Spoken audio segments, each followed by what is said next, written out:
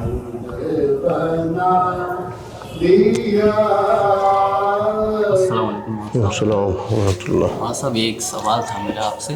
جی بتائیے کیا سوال؟ جی، سوال یہ تھا جیسے کہ ہم لوگوں نے دیکھا ہے کہ ہمارے امام، چوتھے امام زین العابدین علیہ السلام، جی تو وہ جس طرح کی عبادت کیا کرتے تھے، تو ظاہر سی بات ہے ہم نوجوان تو اس طرح کی عبادت کر بھی نہیں سکتے ہیں، لیکن ہم لوگ کیا ایسا کریں کہ جو امام ہماری عبادت سے خوش ہوں؟ تو اس کے بارے میں آپ تھوڑا سا ہمیں کچھ بتا دیں۔ بہت اچھا سوال کیا آپ نے، بہت خوشی ہوئی۔ عموماً نوجوان سوال نہیں کرتے ہیں، سوالات کرنے چاہیے۔ سوال سے علم میں اضافہ ہوتا ہے، معلومات بڑھتی ہے، شرمانا نہیں چاہیے۔ بہت دسترخوان پہ انسان شرماتا نہیں، لیکن دینی معلومات حاصل کرنے میں انسان شرماتا ہے۔ تو امام کی عبادت ظاہر ہے کہ وہ معصوم تھے، علم غیب رکھتے تھے، منصوص من اللہ امام تھے۔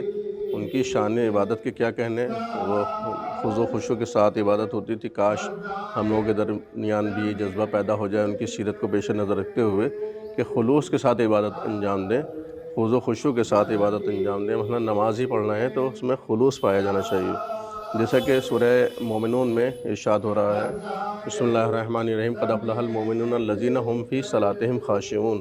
وہ مومنین کامیاب ہوگا کہ جو خضوع خشوع کے ساتھ نماز ادا کرتے ہیں، یعنی خلوص کے ساتھ گڑ گڑا کر کے اور تضرع و زاری کے ساتھ اللہ کی بارگاہ میں عبادت کرتے ہیں۔ ایسی عبادت قابل قبول ہوتی ہے۔ تو ایک نوجوان اگر عبادت کرے تو کم سے کم یہ کہ اپنے گزشتہ گناہوں کی تلافی کرے، معافی مانگے اللہ کی بارگاہ میں، اور جو نمازیں چھوٹ گئی ہیں ان کی قضا بجا لائے، اور آئندہ کم سے کم واجبات کو انجام دے۔ کم سے کم یہ ڈیوٹی تو انسان کی بنتی ہے کہ اگر ہم مستحبات انجام نہیں دے سکتے ہیں تو روزانہ کی جو 17 رکعت نماز واجب ہے، نماز یومیہ کہلاتی ہے، وہ تو کم سے کم انسان انجام دے ہی سکتا ہے۔ تو متقی بننے کے لیے ضروری نہیں کہ ہم دن رات نمازیں پڑھتے رہیں، بلکہ عبادت کے علاوہ دوسرے جو امور ہیں، نماز روزے کے علاوہ جو دوسرے امور ہیں، مثلا تلاش معاش ہے، روزگار کی تلاش ہے، دیگر معاملات ہیں، عزیز و اقارب سے ملاقات ہے، اور جائز و مقامات کی سیر و سیاحت ہے، مثلا زیارت کے لیے جانا، جسے ہم لوگ زیارت کے لیے آئے ہوئے ہیں، اس طرح سے نکلنا، یہ بھی ایک اچھے نوجوان کی، ایک اچھے مومن کی علامت ہے۔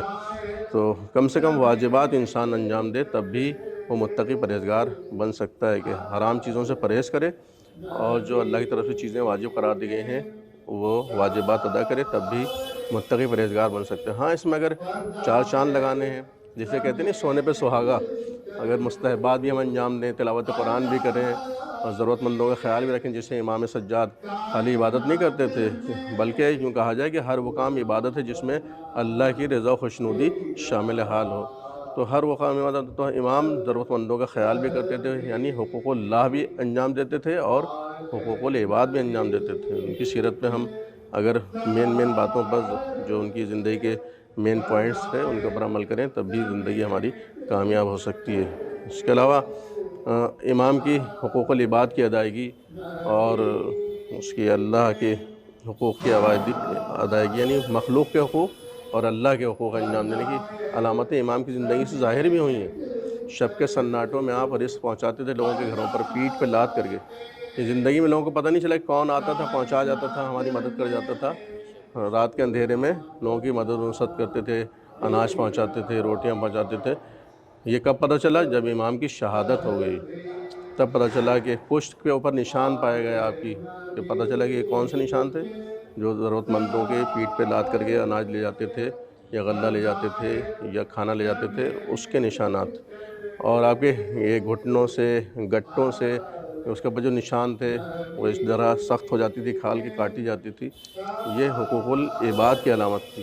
یعنی آپ کے گھٹنوں سے، پیشانی کے نشان سے ظاہر تھا کہ حقوق العباد بھی آپ نے بخوبی انجام دیے، اور پیٹھ کے نشانات بتا رہے تھے کہ آپ نے حقوق اللہ بھی انجام دیے ہیں اور حقوق العباد بھی انجام دیے۔ پیٹھ کے نشانات سے ظاہر ہوا کہ حقوق العباد انجام دینے، بندوں کو حقوق، اور پیشانی کے نشان سے، گھٹنے اور گٹوں کے نشان سے ظاہر ہوتا تھا کہ آپ نے حقوق اللہ کی بھی بھرپور انجام دہی کی ہے۔ تو ان کی زندگی سے ہم درس لیتے ہوئے، ان کی سیرت پر عمل کرتے ہوئے کم سے کم واجبات بجا لائیں اور حرام سے پرہیز کریں، تو یہ بھی امید ہے کہ امام کی خوشنودی حاصل ہو جائے گی ہمیں۔